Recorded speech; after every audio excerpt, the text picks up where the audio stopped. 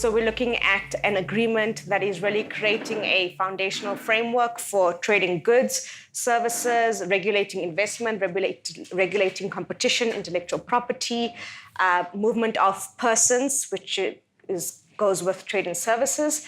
And the idea is really to bring African countries together under a framework agreement where there is a standardized rules of play. So I see it as a rule-setting framework, which would enable, a business in Namibia to open up a branch in Burkina Faso and understand exactly what the rules are, what is the competition requirements, what is your investment requirements, and all those sorts of issues. So it's really about creating a kind of framework and an agreement, a support structure for all African countries so that everyone is on the same grounding and footing.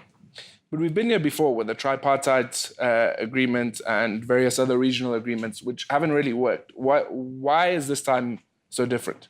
I think that there's a number of internal and external factors that have played into this. You're right, we've been here before. There's the TFTA, there's overlapping REC memberships, which is regional economic communities.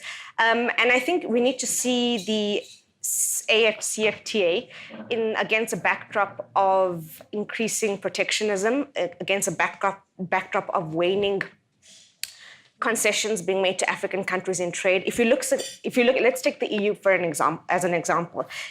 The EPAs requires more reciprocation, and the next agreement installation, whatever comes forward, is going to require more. We don't know if AGOA is going to be renewed or not. So we need to see the CFTA in a backdrop against where African countries actually need to start participating competitively on a global market in global industries. And the way to do that is really to get everyone on the same page and to ensure that you actually are able to integrate into value chains, that there is some sort of participation at a global level, at a regional level going forward.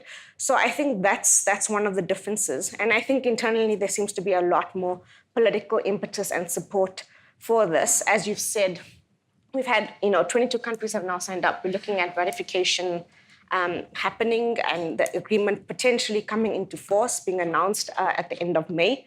That's what the reports seem to suggest. So it's a massive show of political will by leaders, which we have not seen on these kinds of issues to the same extent in recent years.